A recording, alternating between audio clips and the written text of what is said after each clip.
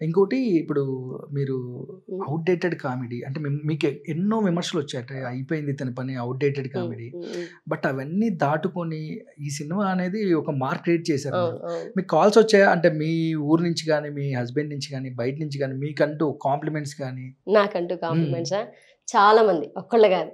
అంటే అప్పటిదాకా నేను ఒక్కసారి షోలు ఆగిపోయినాయి. హ్మ్. జబర్దస్త్ కూడా 10 ఎపిసోడ్లు చేశాను, హ్మ్. తర్వాత చేయలేదు. ఎందుకంటే నేను 10 ఎపిసోడ్లు చేశాక నాకు అక్కడ కూడా ఏదో ఒకటి ఎదురవుతుండదనమాట. నేను అవి తీసుకోలేకపోయేది కొన్ని. హ్మ్.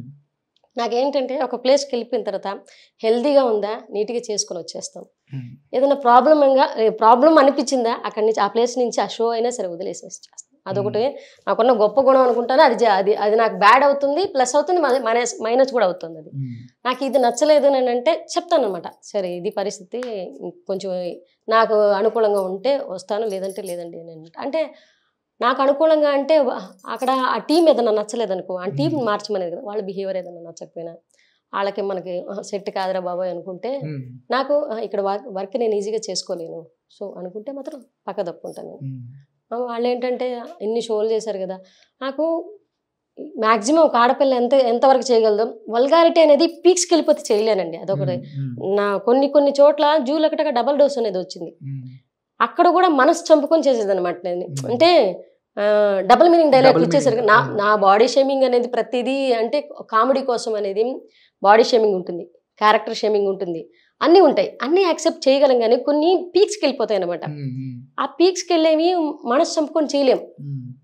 అట్లాంటప్పుడు ఏంటంటే ఈ వద్దులే అన్న ఏమనుకోకండి, ఆ తర్వాత ఇంకేదైనా తీసుకుందామని నేను చాలా స్మూత్గా చెప్తాను. అని తీసుకోరు కొంతమంది. హ్మ్. అదేంటది, ఆ షోలు చేశారు కదా, ఈ షోలు చేశారు కదా అంటే ఎంతకాలం రా బాబు అనుకుంటాను. హ్మ్. కొన్ని మాత్రం నచ్చకపోతే వదిలేస్తాను. కానీ సరే 'జబర్దస్త్' ఒక మంచి అవకాశం 10 ఎపిసోడ్‌లంటే 10 ఎపిసోడ్లు టీమ్ ఎందుకు లీడర్గా చేశాను. బయటికొచ్చేసారు? అవలే అంతే. హ్మ్. దానికి రీజన్స్ ఏమి అవ్వలేదు. ఓకే. అప్పుడే నాకు నేను అవ్వలేదని గట్టిగా అనుకునేటప్పుడు డీజీటీలో ఆఫర్ వచ్చింది. ఓకే. వదిలేయడానికి పెద్ద ఛాన్సే వచ్చింది. హ్మ్. వదిలేసాను. అలా వదిలేసినప్పటి నుంచి నేను వదిలేసానని ఎప్పుడు బాధపడలేదు. వదిలేసినప్పటి నుంచి ఇప్పటిదాకా నేను 5 సినిమాలు చేశాను నేను. హ్మ్. 3 సినిమాలు రిలీజ్ అంటే ఇంక 3 సినిమాలు వర్క్‌లో ఉన్నాయి. 2 సినిమాలు రిలీజ్ అయిపోయినాయి. హ్మ్. ఇప్పుడు కిరణ్ అబ్బవరం గారిది ఒక మూవీ చేస్తున్నాను. 'కా' మూవీలో ఉన్నారా? ఆ మూవీలో ఉన్నాను. అంటే రీసెంట్‌గా ప్రోమో ఒకటి రిలీజ్ ఆ! అయింది 'కా' కదా. 'కా' ఆ! మూవీ. హ్మ్. అందులో ఉన్నాను. అందులో కూడా ఆయన అత్త అనే పిలుస్తారు. హ్మ్. అందులో కూడా మంచి క్యారెక్టర్. మంచి రోలా? మంచి ఉన్నారా? లేదా? ఒక్క సీన్‌లోనే ఉన్నాను. మంచి రోల్‌లో ఉన్నాను.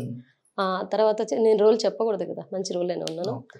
ఆ తర్వాత ఇప్పుడు విశ్వక్షేణ గారిది ఒక సినిమా చేస్తున్నాను. హ్మ్. ప్రియదర్శి గారిది ఒక సినిమా ఓహ్! చేస్తున్నాను. నైస్.